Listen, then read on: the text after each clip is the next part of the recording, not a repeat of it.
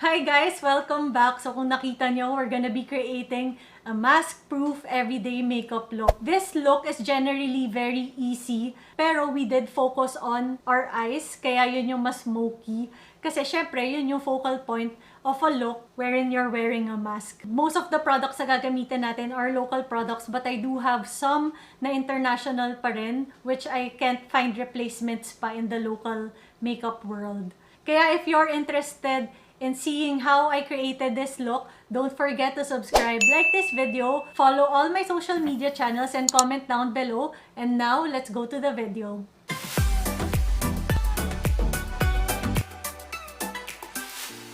For a mask-proof everyday makeup look, I believe na less is more talaga. So, hindi tayo maglalagay ng base, hindi tayo maglalagay ng foundation or skin tints para iwas transfer din.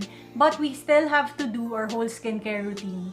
Ngayon, we're just gonna be color correcting our under eyes and any blemishes on the face. For that, I'll be using the Tilbury Magic Vanish Color Corrector in the shade medium. So, wala pa akong nakikita na local na color corrector or concealer that really works for me kasi marami akong fine lines sa under eyes. So, I need one that's very hydrating. Next, we're using the Too Faced Multi-Use Sculpting Concealer to cover blemishes around the face tsaka para rin ilagay sa under eyes. Again, we're using very minimal amount para mas natural yung look.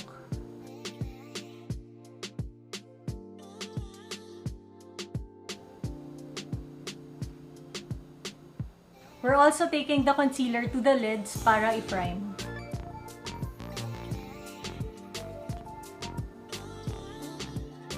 Then, we're taking a damp sponge to take out any excess product. Tapos, isa-set lang natin very lightly yung mga areas na nilagyan natin ng concealer. And for this, I'm using the Mineral Veil Translucent Setting Powder ng Hourglass. Since naka-mask tayo, the focal point of the look talaga are the eyes. Kaya, mag-eyeshadow talaga tayo ngayon. And for that, I'll be using the Vice Cosmetics BT21 Eyeshadow Palette. For transition, we're gonna be using this shade, the Dual Shade. Hindi lang ako sure kung paano basahin. Tapos, ilalagay natin siya sa my crease. Again, I'm starting dito sa outer corners, tsaka ko siya bine-blend in. Tapos, to further deepen the crease, gagamitin natin tong shade na to. Then, we're gonna focus it on the crease.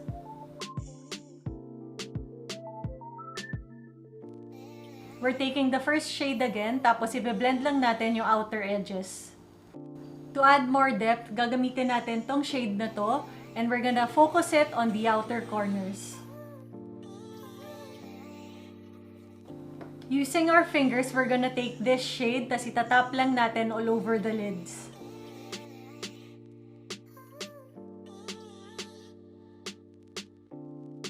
We're taking this dark brown shade again to intensify the outer corners. Mixing these two shades, ilalagay natin siya on the lower lash line. Remember to connect it dito sa taas.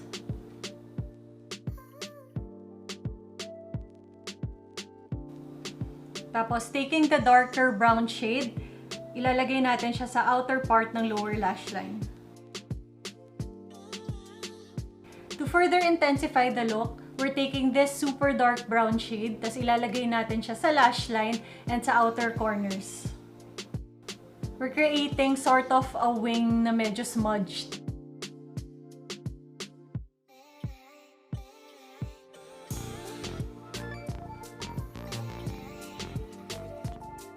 Then, ilalagay din natin siya on the outer part of the lower lash line. Taking this light shimmery shade, ilalagay natin siya on the center of the lids and on our inner corners. So makikita nyo, it creates a halo effect. So nakakalaki yan ng eyes, tsaka parang mas brighter yung itsura ng eyes natin. Ngayon, let's put it in the inner corners. I'm just using my pinky para diffuse siya. Now, we're just gonna put brown eyeliner on the top lash line. I'm using the Maybelline Line Tattoo Crayon Pen in Brown. Ngayon, we're just gonna curl our lashes and put on mascara. I'm using the L'Oreal Lash Paradise.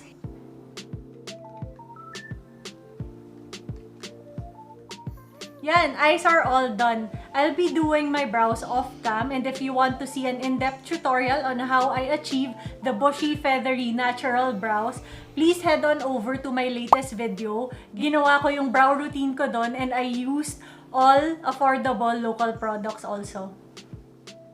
Yan, so brows are all done, eyes are all done. Ngayon, we're going to the cheek area. So for my cheeks, yung gagamitin ko is the Issy Co na cream blush in Stunner. Ano pa nga ba? We're just gonna use our fingers to apply it.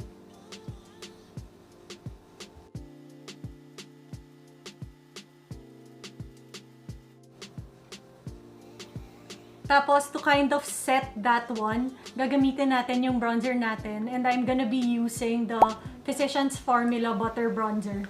So, focusing dito kung saan tayo magko-contour, we're also gonna bring it to the cheeks para ma-set natin.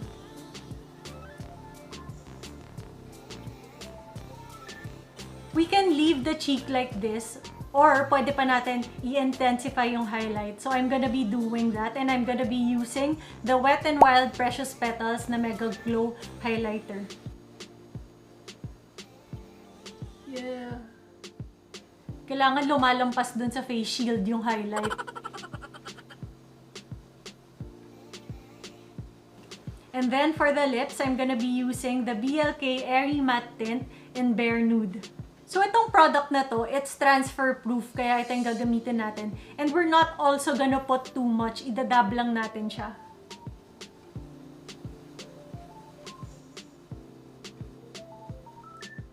So, itong product na to, once it sets, it's basically there for the whole day. Tapos, kung kailangan nyo mag-touch up, it's very layerable. As in, hindi siya magpapatchy, hindi siya magdadry. That's why I like it so much. May review ako niyan. I'll link it. And then, yung gagawin natin, we're gonna take our loose powder. Ito ulit. Tapos, isi-set natin tong area na to. Yung natatakpan ng mask. So, this will help na i-increase yung longevity ng makeup sa area na yan. Since yan yung natatakpan nga.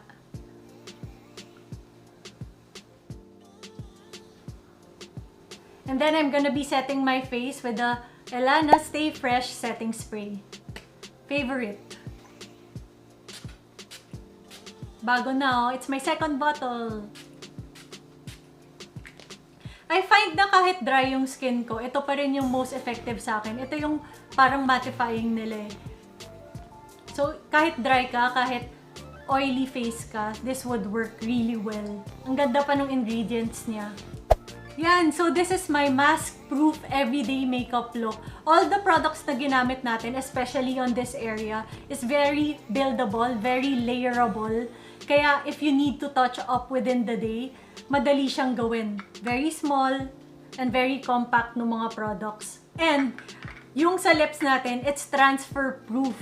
Kaya when you're wearing your mask, walang problem dun. So, dyan siya.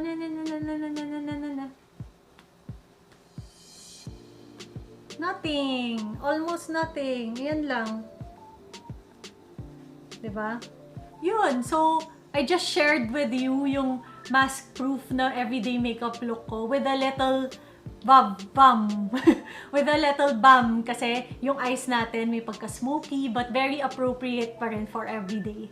So, I hope you enjoyed this video. And if you're gonna recreate the look, please do tag me on IG or on Facebook. Thank you, and don't forget to subscribe, like this video, comment down below, follow all my social media channels, and I'll see you on my next video. Bye!